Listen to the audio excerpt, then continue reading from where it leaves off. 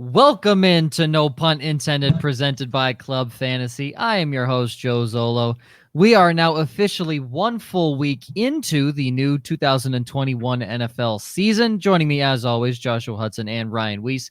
And for the first time on our show, we have the Dynasty expert himself, according to Josh, at Mike Me Up, Mr. Michael Liu. How are you, buddy?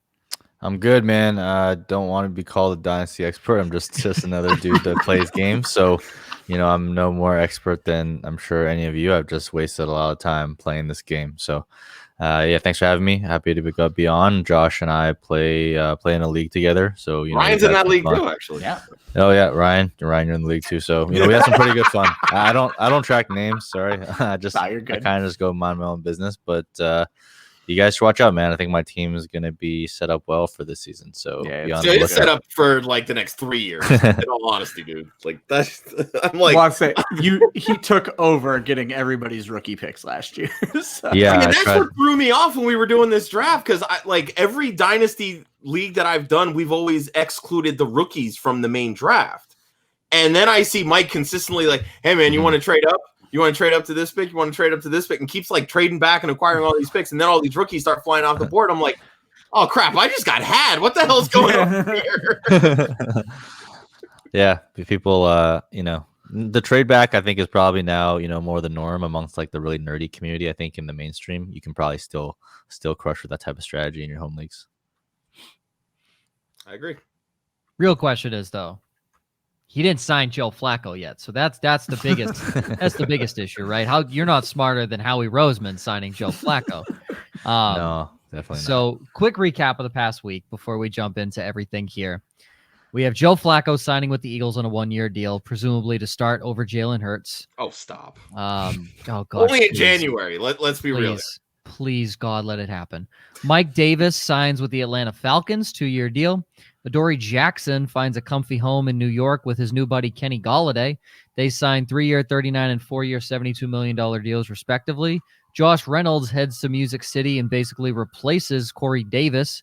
He signs a 1-year deal with the Titans. Chris Conley goes to Houston to basically just throw away his career. Deshaun Jackson just retire at this point. He will play 2 games for the Los Angeles Rams next year, week 1 and week 15. That's more than you're giving him credit for. He will play 2 games next year in week 1 and week 15. Kyle Fuller was released at like 3:30 and then signed at 4:30. He's going to Denver on a 1-year deal. Dan Arnold signs with the Carolina Panthers. His career is now down the tubes. Philip Lindsay, 1-year, $3.25 million deal, in Houston. Jacob Hollister on a 1-year deal to Buffalo. He did play with Josh Allen at Wyoming, so something to keep in mind there. Anthony Harris to Philadelphia. He's a safety. Juju Smith-Schuster resigns in Pittsburgh instead of just retiring. 1-year, $8 million deal. Justin Simmons, I believe, re-signed to one of the biggest contracts for a safety in the NFL, 4 years, $61 million. Riley Reif, the tackle, goes to Cincinnati. Chris Carson back in Seattle, where his job security is very safe, despite his tens of thousands of fumbles he has. Kyle Rudolph, 2-year, $12 million deal with the Giants. If he wasn't going to go to Bill Belichick, he was going to go to Joe Judge. And if he wasn't going to Joe Judge, he was going to go to Brian Flores. I say that deal is actually up in the air right now, though. Something about not passing his physical. They're meeting again right now to see if they might have to restructure it. Oh, interesting caveat there, Ryan. Will Fuller, the 5th, to Miami, 1-year, $10 million deal, plays opposite Devontae Parker, blank for a second. I don't hate that deal at all, actually, for them. Cheap I think deal. that's a pretty solid deal for both parties. Even better deal, Keelan Cole to the New York Jets, some might argue.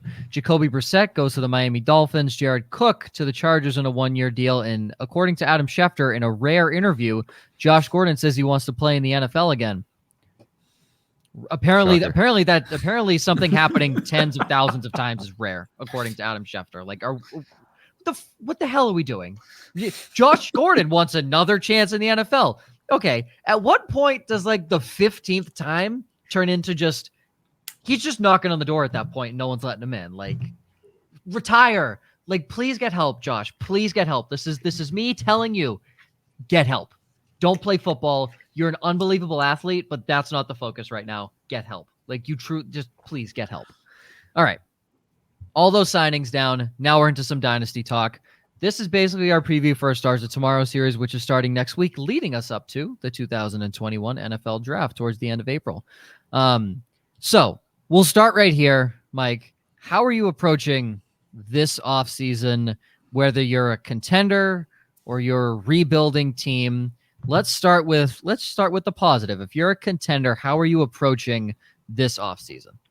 Doesn't really change from prior off seasons. I think if I'm a contender, I'm trying to like shore up the depths on my team. So, usually even on my contending teams, I have a decent amount of rookie picks to kind of either refresh and draft some rookies that I like, or just flip them into veterans. And I think right now is probably the best time. Actually, no, maybe I lied. Maybe closer to the draft, after the NFL draft, is probably the best time when you can start shoring up your veterans, especially, veteran wide receivers right now, super cheap. Running backs are always a little bit more expensive because if you want to get the good ones, you have to kind of pay up. But especially wide receivers, guys like Robert Woods, guys like Tyler Boyd, these folks who are, not sexy, so to speak, but they're going to be, great wide receiver 3, wide receiver 4, depending on how deep your starting rosters are. I'm like the type of guy that likes to pay up for that, up front. So if I'm a contender, I'm always trying to build up more depth so that, when injuries happen, I don't have to go scrambling and then paying at that time. So it's kind of like, paying insurance for your teams. I think depth is incredibly underrated, and most people don't focus on it enough. So in the offseason, I'm just looking across my contending teams and I'm saying, hey, is there anything I want to dump off my roster now and kind of just trade down to get depth? So, prime wide receivers, anytime like a wide receiver is in that, like, is this guy the wide receiver 1, the dynasty wide receiver 1, and people are burning hours of time arguing about it on Twitter, that guy's going on the trade block in most of my leagues, and I'm trying to trade down and grab a younger guy who I believe in that has a lot of upside, and then plus like either rookie picks or plus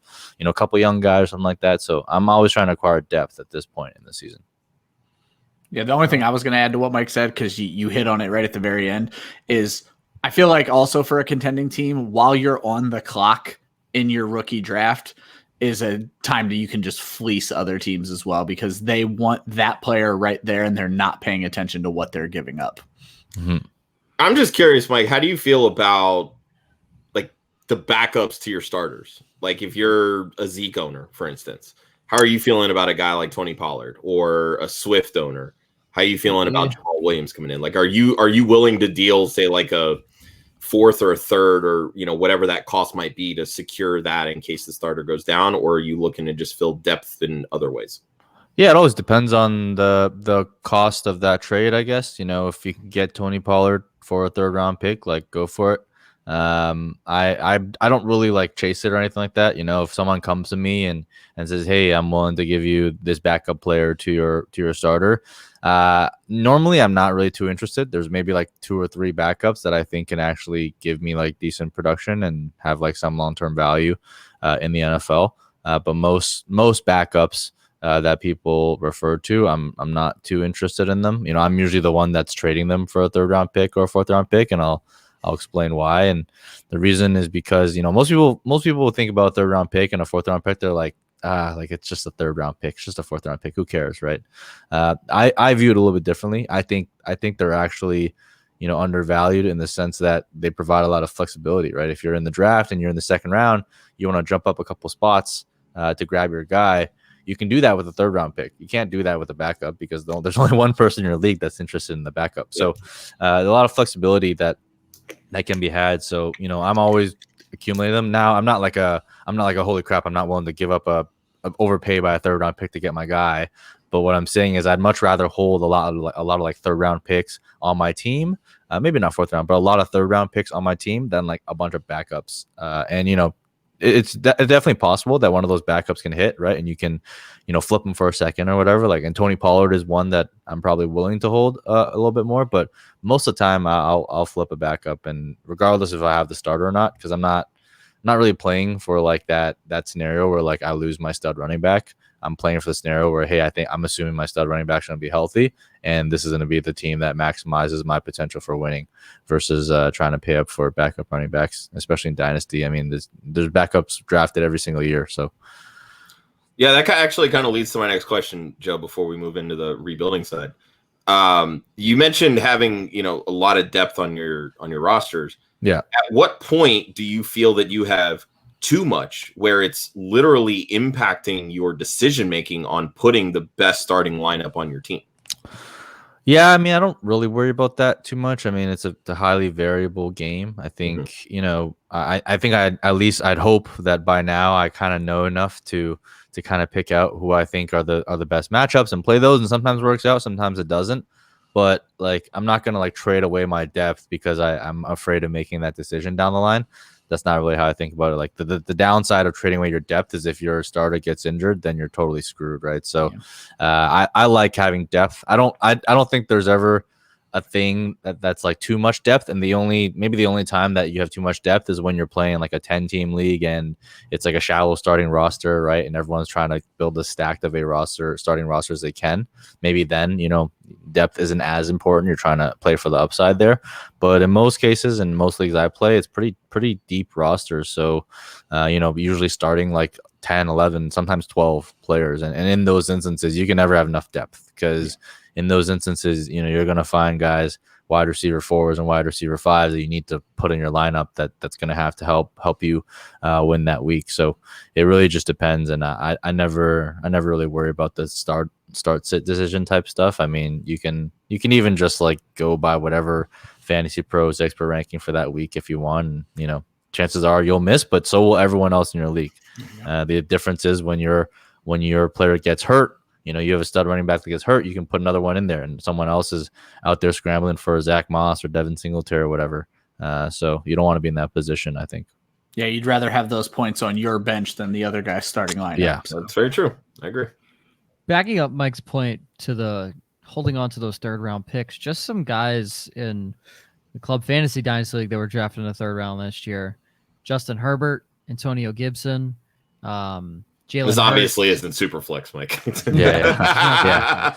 Had to preface that when you said that. Herbert.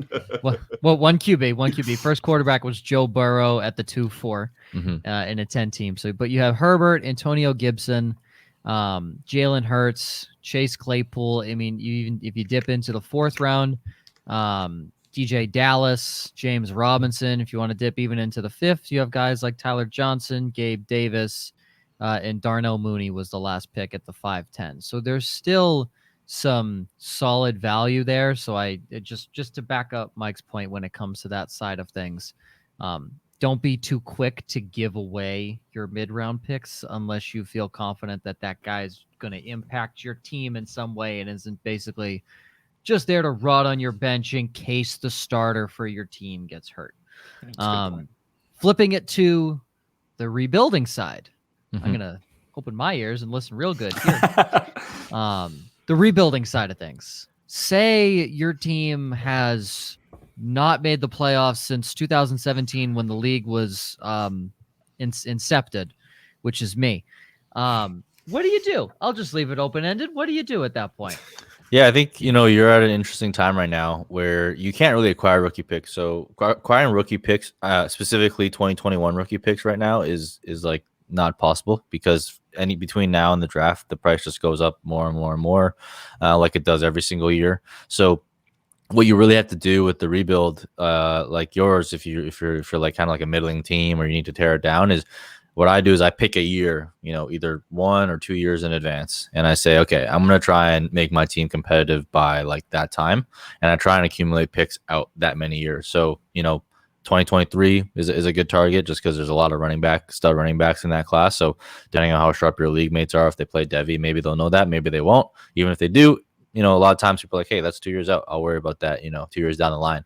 And meanwhile, you got to accumulate as many of those picks as you can because you don't that's the safest asset you can have. And when you're in a rebuild, I don't even care about starting positions, starting lineups. None of that really matters unless your league has like a penalty for not starting guys, in which case you can just pick up some shitty QB off the waiver and start them. But you kind of want to take all the points that you can off of your team as possible and store it in value that I view as secure. And, the tiers of assets that I think are secure is obviously first round rookie picks. Doesn't matter what year they are.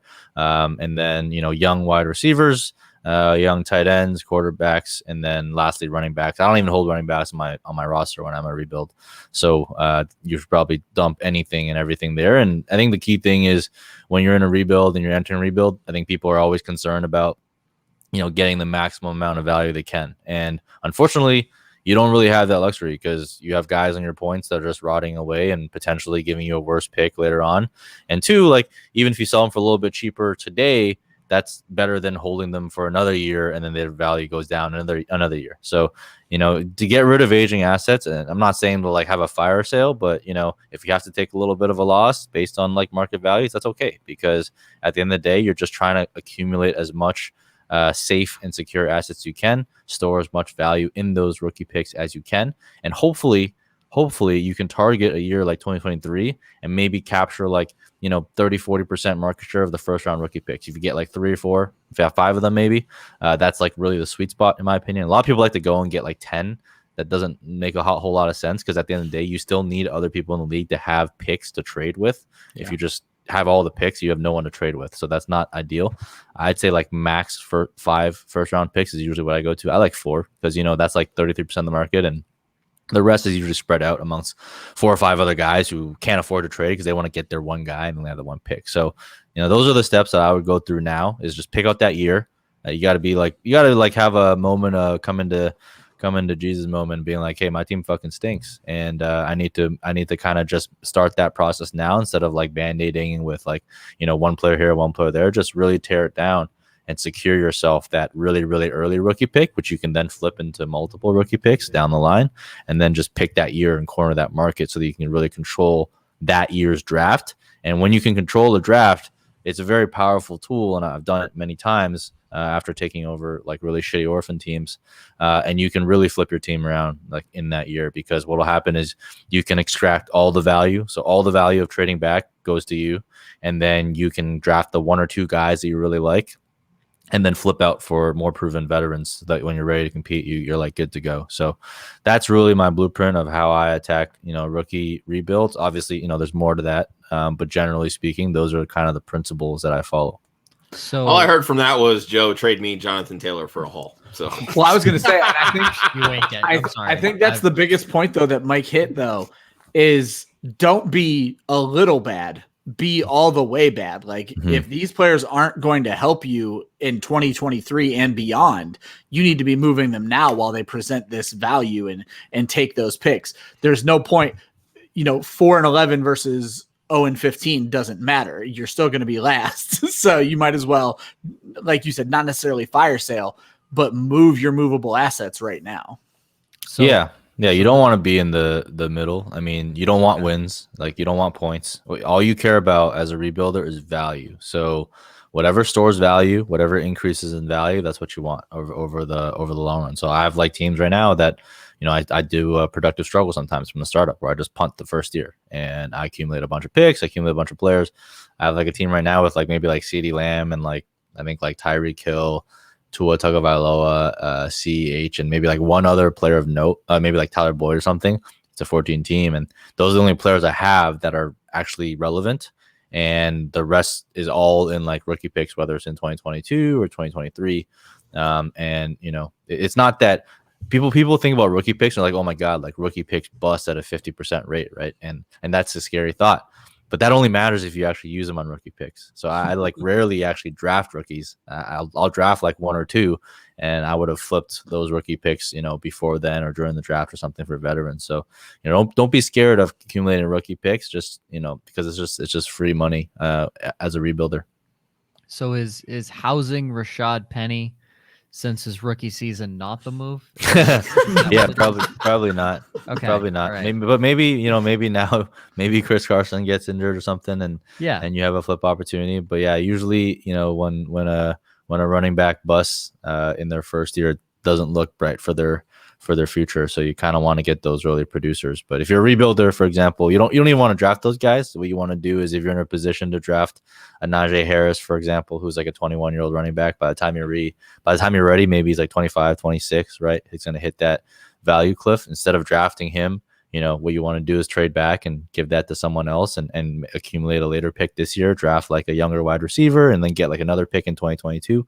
Because at the end of the day, like when you're rebuilding, right, you need a lot of shots. You need to take a lot of shots, and you need a lot of shots at the lower end of the range so that their value can accrue and you got to hit a lot of lotteries, and it's hard to do a rebuild, right? That's why people don't want to do it. For me, I think it's fun, but you got to like stick to very core principles and not deviate, and not fall for the, oh my god, like I love Najee Harris, let me draft him. You got to just put that feeling aside and try and get as much value and accumulate as many picks as you can.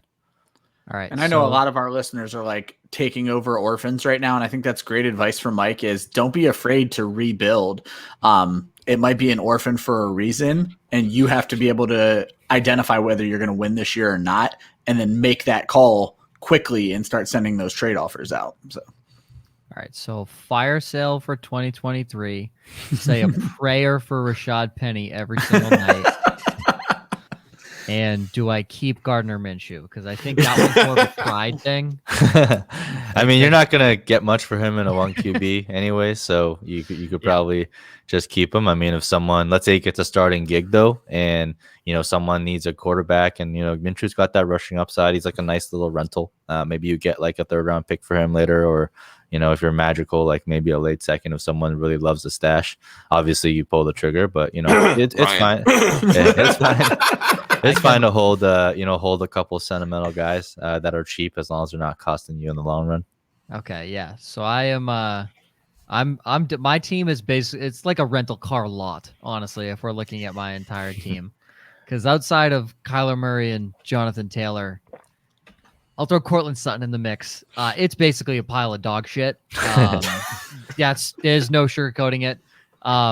I'm a Patriots fan, so I traded for Jonnu Smith from Ryan, but I got Jonnu and we basically swapped picks in 3rd and 4th round. So it wasn't it wasn't anything bad. Even Josh said it was a fair trade on both sides, which I was kind of happy with. But okay, all right. Fire sale for 2023. All right, I'm gonna ask a landmine question if we want to avoid it because it's not something we've talked about on the show. But Mike, you have a contending team, super flex, and you're holding Deshaun Watson right now. How are we handling that situation? Ooh. Yeah, I mean, there's not much you can do, and I'm in this position in a lot of teams because I was big on Watson, for the last couple of years, and I have a couple like defending championship teams or like super contending teams that have Watson as like as a staple. You can't really get off him now. I mean, you kind of just have to eat the bullet because it doesn't look great, right, from a PR perspective. So the question now is just, does it get criminal? What does the league do? Do they suspend him? So like at this point, it's like, what are you getting from? Like people are really struggling to even get like 1st round picks from him. So at that point, are you going to trade him for a 2nd? No, I'd rather just like eat the loss. Okay, so that's what I was wondering is, are you moving him for what you can get? Do you think it's a lost cause, or are you just kind of eating it and seeing what happens? Yeah, I think I'm just in these types of scenarios. I'm usually either eating it, or I'm like the person that's going to be aggressive and try and like make that bet. So like when Tyreek Hill happened, I was like all over everywhere trying to grab him because like people were trading away for like 2nd round picks and 3rd round picks. And it's like, look, I get it. He's probably a scumbag and, maybe he gets canceled, but on the off chance he comes back, then you have like a, 2nd round startup value. So that's a very like asymmetric return. And it's similar boat with Watson. I want to see how far this guy falls. Now, like, fantasy aside, like if all this stuff is true, which, might be because like it's hard to make up that many lies. I think, it's a really scummy place for him to be. And, personally, I think Bill Cosby should have reset the understanding of everyone that everyone who thought they knew what they knew about celebrities because they appeared really good to the public. That should have reset your expectations. So, I have a very open mind here. Like I'm not going to go one way or the other, I'm just going to kind of wait and see what happens. But, let's not dismiss kind of all the victims that, the alleged victims that have come forward. So it's a really nasty situation, man. I mean, there's no winners here. So either he is a total fucking scumbag, which could be the case, or like he's getting extorted, which is also bad. There's really no winners here. So it's just a bad situation altogether. I think you just gotta either hold strong because like honestly, it's just not worth it to get out. But I understand other people's view where it's like, hey, I don't want to like root for. I don't want to have someone on my team that I can't root for. I totally understand that perspective well. So if that's your perspective, you want to dump him for whatever you can, by all means, go for it. Personally, I'm kind of just gonna wait and see in a holding pattern here to see what happens. Like even if he sits a year, right? Let's say he gets banned like a year, comes back, he's still the second best quarterback in the league. So it's just from a fantasy. If I just dissociate the social aspect for a second, which is It's obviously hard, but it's very hard makes to sense, do. Just from a purely numbers perspective, I think you kind of just gotta have some diamond hands and hold and see what happens. Excellent take. Thank you. Great. Perfect. Looking at the guys coming in this year, anyone that you deem can't miss or that upper echelon part where you're not moving for anything, essentially. You're not moving at all. Yeah, there's never anyone that I'm not moving for anything. But, if I look at this incoming class, I think there's probably one prospect, maybe two. One that I think is really has no holes in his game from everything that I've seen, and it's Ja'Marr Chase. So, I think the running back class is a little bit iffy.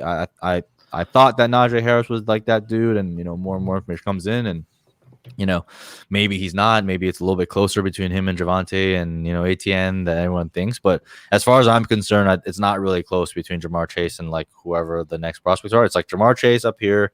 It's Rashad Bateman by himself as well. And then it's the rest. So I think there's really no holes in his profile that I've seen so far. So in terms of if you're drafting before the NFL draft, which I do in some leagues, he's the safest prospect. So whether you're in one QB obviously, in Superflex, obviously you got Trevor Lawrence there as well, and a lot of great quarterback prospects. But in one QB from the skilled position perspective, I think Ja'Marr Chase is probably the safest bet. And then once the draft comes in, we'll see. If Najee gets first round draft capital, if ATN gets first round draft capital, that kind of bumps him up a lot more, just because it's very hard for a first round running back to miss, unless you're even Trent Richardson. He hit his first year. So I think there's really no other can't miss prospects. I hate using can't miss because obviously Ja'Marr Chase can still bust as well. I did put it in quotation marks. Yeah. So So in terms of the prospect with the least amount of holes and question marks that I have, that's Ja'Marr Chase. What are your thoughts on Pitts then? Because everybody seems to be all over this guy. Yeah, I mean he's a great prospect. Miss on him. I agree with everything everyone said. He's one of the best prospects, tight end prospects ever. He's a freak athletically. He's a great wide receiver. He could be a fantasy stud. But at the end of the day, he's a tight end. So I treat tight ends very differently. And for me, if you're looking at safe, right? If you're looking to insulate value, so to your team, Joe, if you want to insulate value, Kyle Pitts, fine pick, because you can afford to wait, right? You can afford to kind of sit around, and he's not going to lose value, right? Unless he goes out there and breaks his neck and never plays again. Even if he goes out, puts 300 yards, people are gonna be like, wow, that let's look at the 2 games that he was really good in, and this guy's a generational prospect, and his value will hold or increase from this year to next year, right? So, but my thing is I would rather grab one of the running backs and wide receivers. I think their value can go up more. So for me, it's about opportunity costs, and running backs and wide receivers from an ADP perspective tend to experience much bigger rises than tight ends. So it's a game theory perspective for me. It's not that I'm fading Kyle Pitts. I think he's not good. I think he's fantastic. I think he's excellent. I think he's everything that everyone has touted him to be. But he would have to be one hell of an outlier to kind of break that ADP trend that running backs and wide receivers have. I made that same move when TJ Hawkinson came out. I was like, hey, this guy's pretty damn good. And, in tight end premium, let me invest in him. I think he's a very safe asset. And he was a very safe asset. But the opportunity cost of getting a TJ Hawkinson was I passed on, a Miles Sanders or, an AJ Brown or a DK Metcalf. And look at how their values have risen over the last couple of years. So for me, it's always thinking about the opportunity cost of investing in something. And, for me, I'm probably not going to be getting too much Kyle Pitts just given where the hype is, even though I agree with everyone's assessment. But my relative valuations of different positions is a little bit different. If you're set at quarterback, you kind of touched on this. If you're set at quarterback in a super flex, are you taking Chase at the 101 or are you still stacking quarterbacks? No, I'm still taking Trevor Lawrence. It doesn't matter how stacked I am, because if I'm stacked, that means someone else is not stacked, which means I can trade him. Value.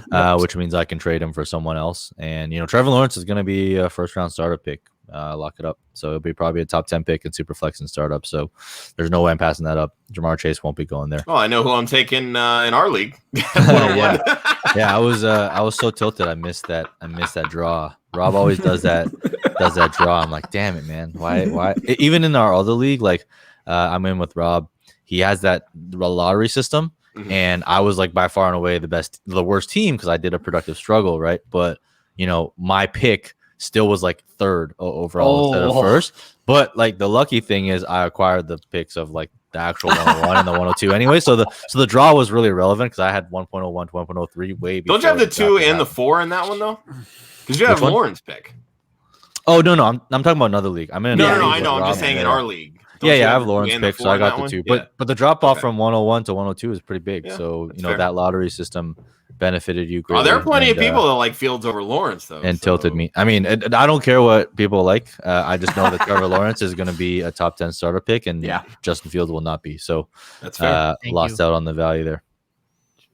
Justin Fields could go shove one up his ass. Nothing. Are you kidding me? When I saw a rumor the Patriots are in on Justin Fields, and I wanted to punt my phone. That is so stupid. Ohio State quarterback. Justin Fields is going to suck. Justin Fields is going to be terrible. Not a fan of Justin Fields, I see. Yes, awful, terrible, not going to be good. Two guys I want to bring up because there's so much talk around these guys. Rondale Moore apparently has springs, literal springs in his shoes. Yep. 42.5-inch vertical. Everyone's worried about his height and size at 5'7". Devonta Smith. I mean, the dude's absolutely electric, smooth route runner, absolutely just smooth as butter on the field. But he's 175 pounds? He's a twig. He's a twig regardless. So how are you feeling? You already said Jamar Chase is the lock as your 1. Rashad Bateman's the 2, and it's basically the field. How do you feel? Are you worried at all about the sizes of these guys like Rondale Moore and Devonta Smith, despite knowing that they're absolute studs, at least at the college level? I don't really care that much. I mean, I think, after Rashad Bateman, after Jamar Chase, it's like kind of take your pick of whatever outlier you want, right? And, for Devonta Smith, that's a, BMI outlier for all the BMI truthers out there. For Rondale Moore, that's a height outlier for all the height truthers out there. For Jalen Waddle, that's a production outlier for all the, analytics truthers out there. So it's kind of like pick your poison. I have it Rondale Moore, Jalen Waddle, and then Devonta Smith. And I have De'Ami Brown actually really close as well. For me, production is king. So, Rondale Moore, one of the best true freshman seasons in the modern era, true freshman breakout there.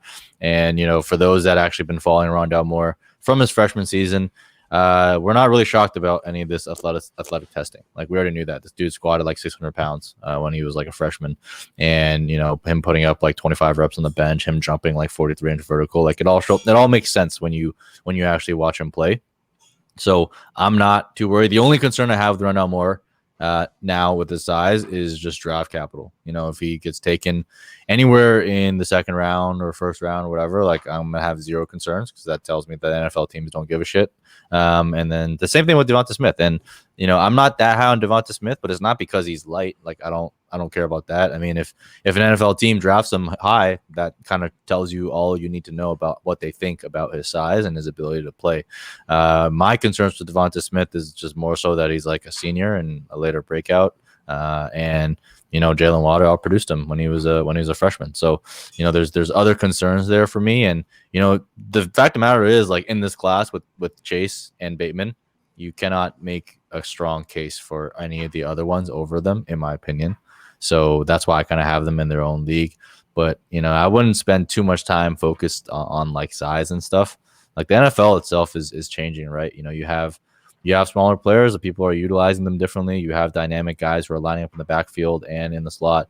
So it really depends on where he goes, right? Rondale Moore, let's say he lands on a very anemic offense. He maybe goes like the Minnesota Vikings or something, right? That's not very exciting. But let's say he lands on like, maybe even like San Francisco or maybe, like Green Bay Packers, right? They really need someone with that speed that has a vertical threat, but can also work underneath. I think there's different things. If he lands on Kansas City Chiefs, I'm sure Andy Reid has a plan in terms of how to use him as like a bit of a hybrid. At the end of the day, man, you draft good players. Rondale Moore is a good player. We know that, right? Devonta Smith, probably a good player. We know that too. It's just kind of like pick your poison in terms of which outlier you're trying to bet on. But that's also why, I think Jamar Chase and Bateman are kind of like in a class of their own here.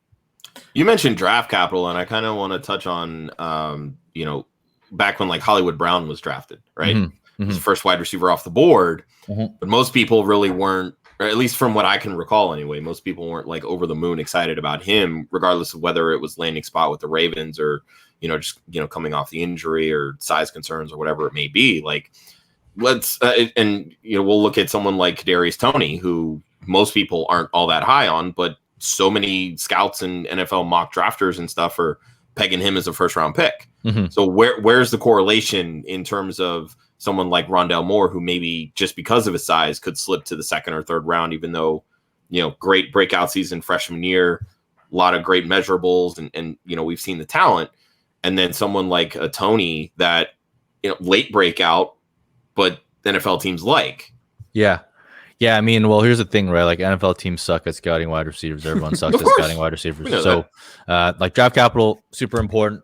Incredibly important for running backs, incredibly important for quarterbacks, still important for wide receivers, but a lot of really, really good wide receivers come out of the second round. I mean, look at like T. Higgins.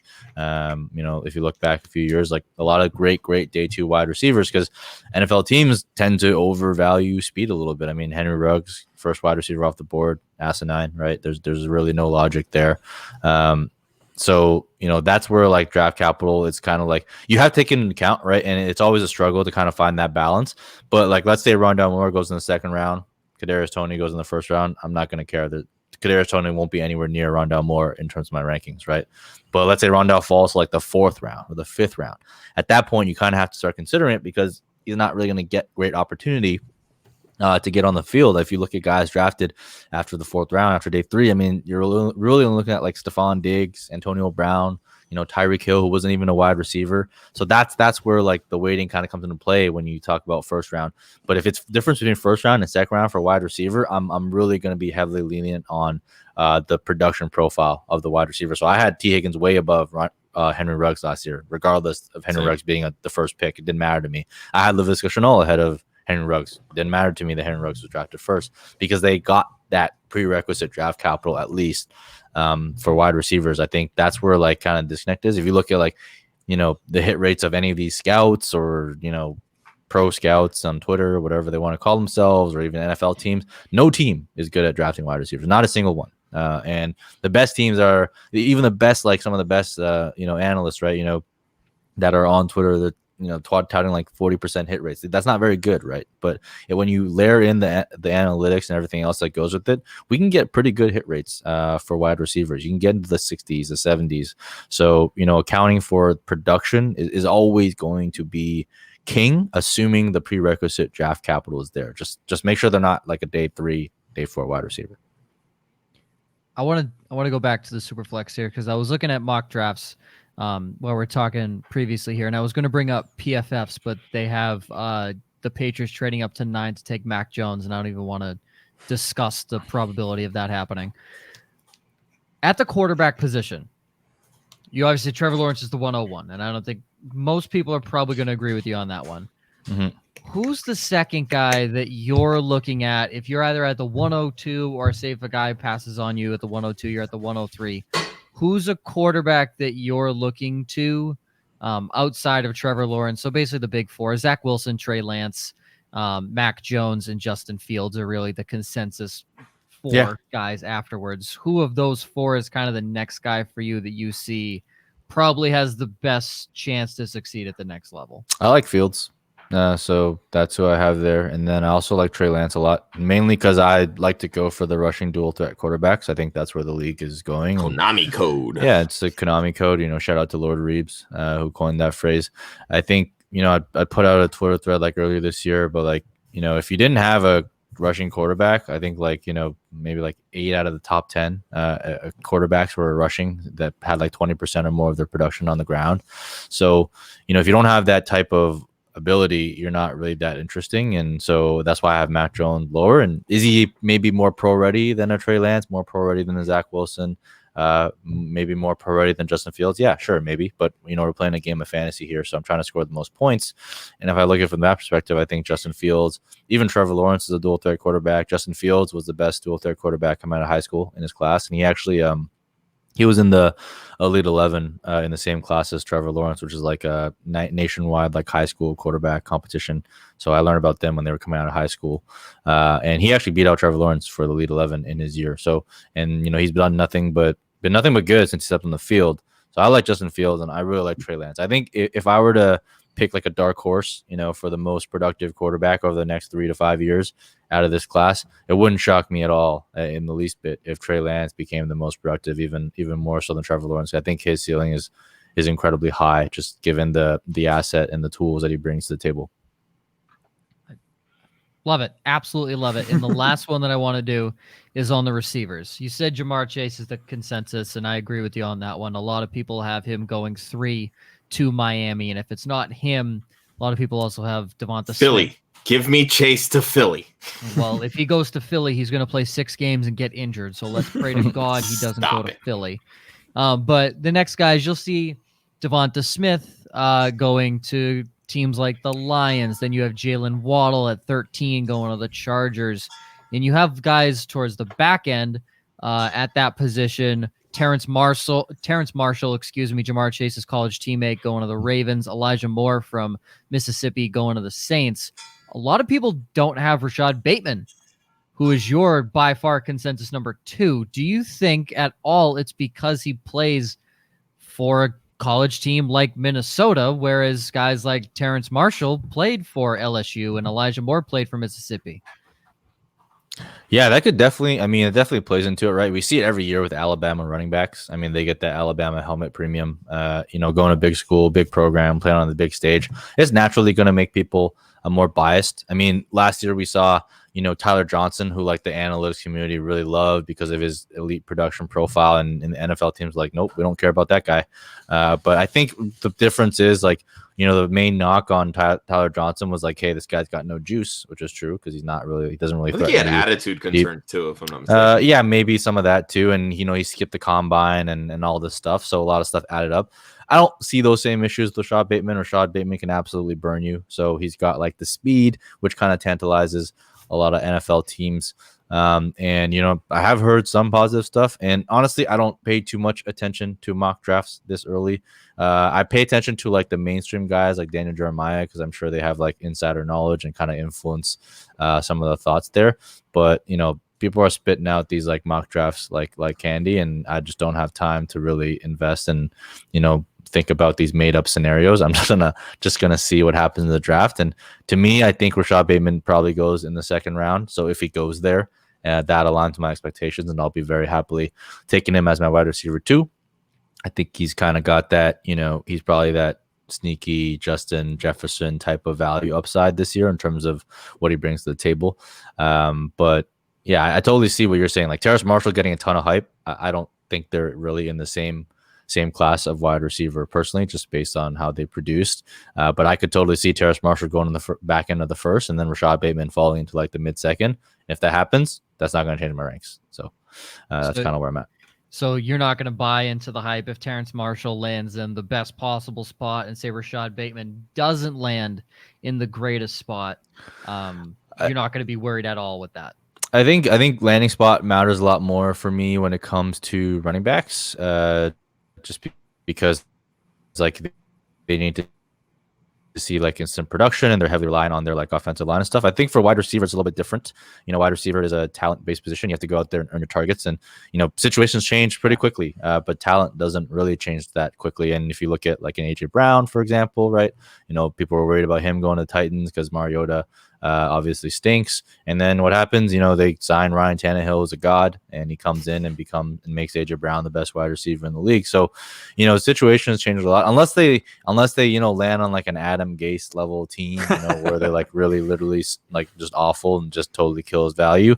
Maybe I'll adjust a little bit then. But I'm mainly concerned here about draft capital. So if Rashad Bateman gets second round draft capital, goes to like even a neutral team, and Terrace Marshall, let's say he gets first round draft capital and goes to whatever people think his dream landing spot is, I'm probably still just going to have Rashad Bateman as my wide receiver 2 if he meets in lines with my expectations.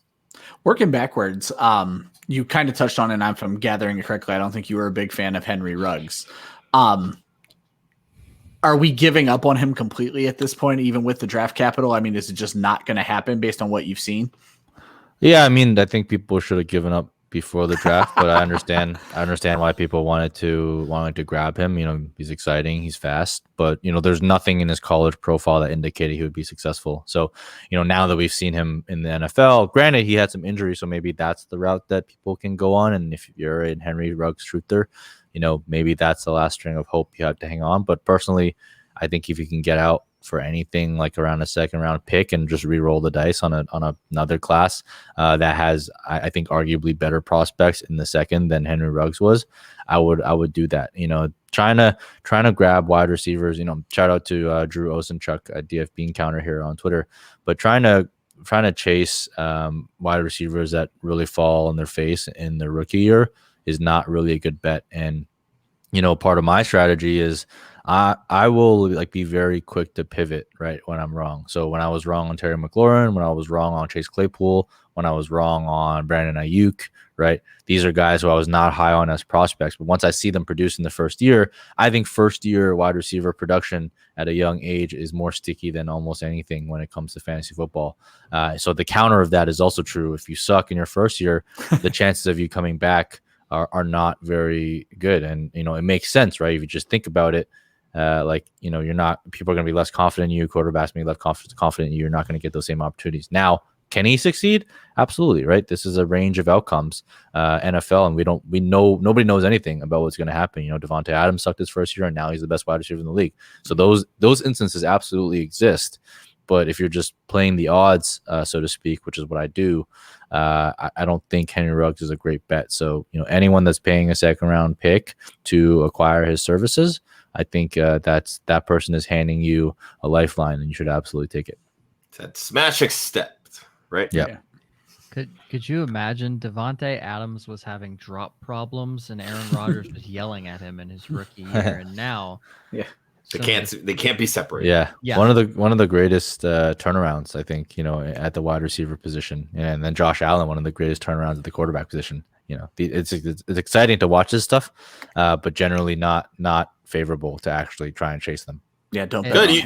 You mentioned Josh Allen. How do we feel about Daniel Jones making a leap this year with now Kenny Golladay as his wide receiver one? Yeah, I think you know, maybe he makes that leap. Wide receivers definitely help, but I don't have Kenny Golladay in the same class of wide receiver as Stephon Diggs. I agree with that. I've been a Stephon Diggs truther for a very, very, very long time. You know, going back to his rookie year, and I've always felt that he was very underutilized. Whereas Kenny Golladay, I felt like had a great situation. He was with Matthew Stafford, throwing YOLO balls all the time, which is a perfect match for his skill set. I do think it's a great match for his skill set. You know, Daniel Jones does do pretty well when passing deep, but I don't think the Giants organization is as good as the Bills. I think my mistake in underestimating Josh Allen and Stephon Diggs is I didn't really account for how good of a management team they were, how they built around him, how they basically just told him, hey, we know what you can do well, just do those things. Do not try and do anything else. You know, they brought in Stephon Diggs, who's a premier deep threat in the league, who's probably one of the best route runners and, you know, get open at will wide receivers in the league. So that just matched really well with Josh Allen and his arm strength. And then they brought in Cole Beasley for the underneath stuff to help him, like, you know, not always have to play hero ball. So that organization is really smart in how they built the defense, how they built around Josh Allen, right? Whereas on the other side, what do you have? You have Dave Gettleman, who's arguably one of the worst GMs in the entire league.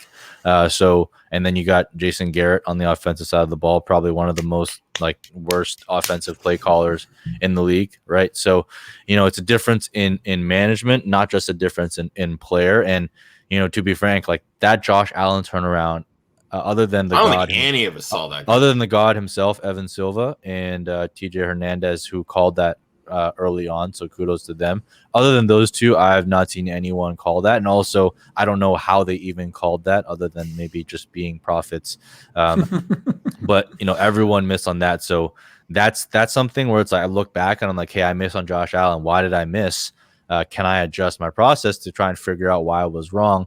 It's like, man, like it's really hard to see something like that coming and I'm not Evan Silva. I probably never will be. So kudos to him for being able to do it. But I'm not gonna try and like chase that and be like, oh wow, like Daniel Jones added a wide receiver who's really good. Now Daniel Jones is gonna be an elite top end quarterback. I still don't think Daniel Jones is that good of a quarterback. Like maybe he's a starter level guy, but I'm not really betting on him. I think if anyone is willing to pay up now and be like, hey, wow, Daniel Jones is a QB1. He's young. He's secure. His job is good. I think I am someone who'd be willing to unload any Daniel Jones that I have. The highest bidder.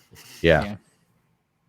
And the Josh Allen thing, I'm never one to talk about completion percentage, but when your completion percentage jumps 20% from your rookie year to your third year, and your interception percentage goes from 3.8 to 1.7, and you almost threw for 40 touchdowns. And if you added in your rushing touchdowns and your receiving touchdowns, I mean, he's sitting at 46 touchdowns on the season. No one saw it. Not a single living soul. I mean, that's something that's an astronomical leap. Yeah, it's insane. And, with his interceptions, if you actually look at like a lot of his throws, a lot of dropped interceptions as well. So, I'm expecting a little bit of aggression on that front. Now I'm bought into the fact that I think he's a really good quarterback. He put up an MVP caliber season, but I think this season's going to be really hard to repeat for him as well. Yeah. And Josh Allen's the one guy I will discount the completion percentage on, because he actually throws the football down the field.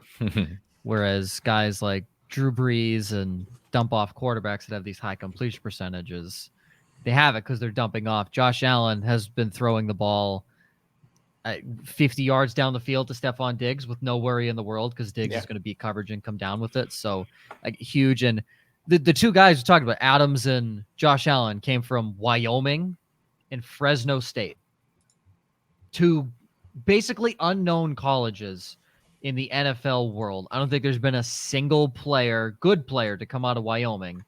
And I think the only other player to come out of Fresno State is Derek Carr.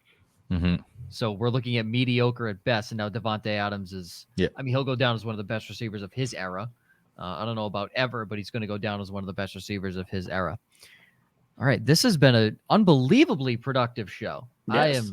I am out of questions. I don't got anything else. Let's just, I guess, wrap it up here, Mike. So we are sitting now about 5 weeks away from the NFL draft. I believe it's supposed to kick off on April 28th or April 29th. Who is your team, and what are you hoping they do? My team's the Patriots. So heck yeah, baby, let's go.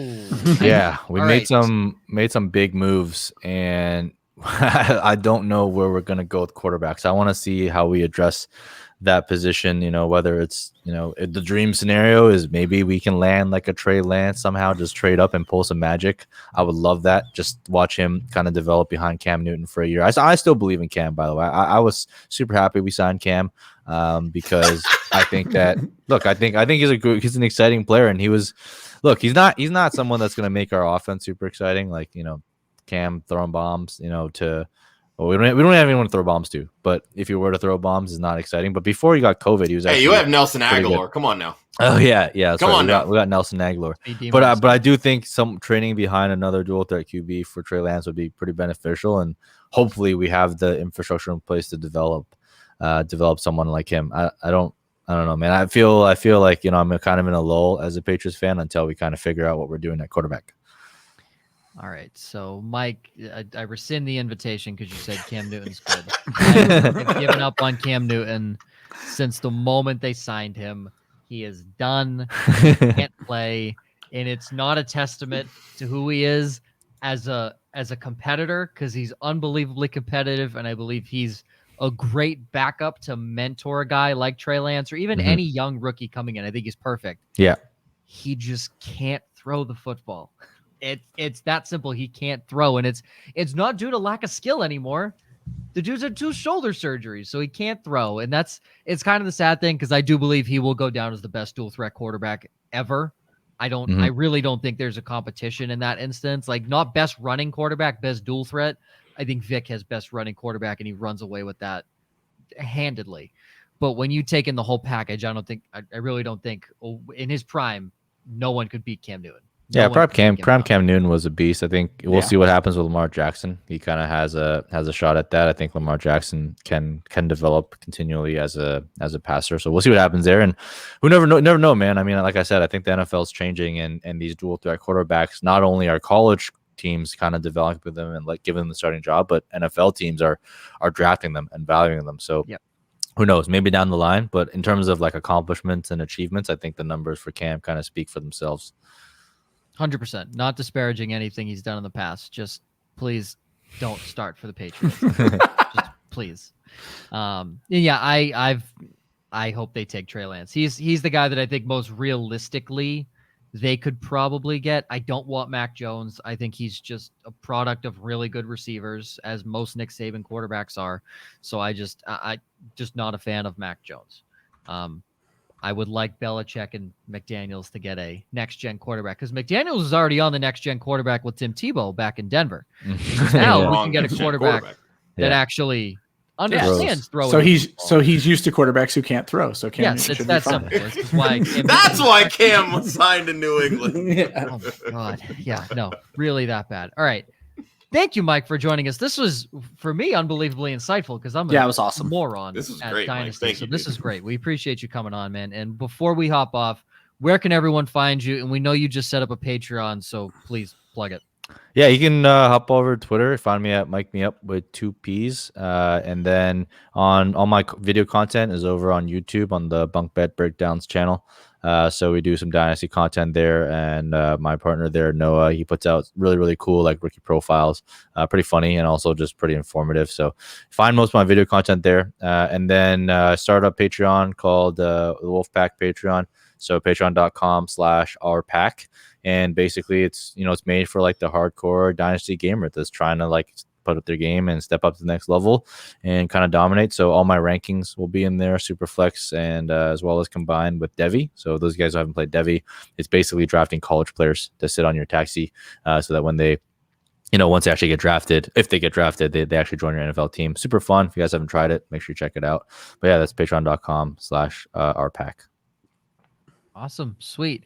For the One Hudsonian and Mr. the Fantasy 5, Mr. Mustache down below, I noticed you changed your name in our Dynasty League to Mustache something. Mustache Cash Stash. That's right, wow, baby. that is a mouthful. I'm just going to call you Ryan. I said, what name do you want etched on the trophy? And he's like, I'll change it right now. I'm like, okay. Great. Next week, we have Eric Moody from The Athletic, who's going to join us as we start our deep dive into this year's rookie quarterback class, which is our part of our Stars of Tomorrow series. There are plenty of quarterbacks. I've seen mock drafts where there's 5 quarterbacks taken in the first 8 picks. So there's plenty to discuss with the top end of this class. And joining us to do it is Eric Moody. So we're super excited to have him on. For Mike Me Up, the One Hudsonian, the Fantasy 5, and myself at Joe_Zolo. You can follow Club Fantasy on Facebook, Twitter, and Instagram at Club Fantasy FFL. The URL is clubfantasyffl.com. Tune in next week where we have Eric Moody from The Athletic talking about this year's incoming rookie quarterback class as we start our Stars of Tomorrow series leading up to the 2021 NFL Draft. We will see you next week.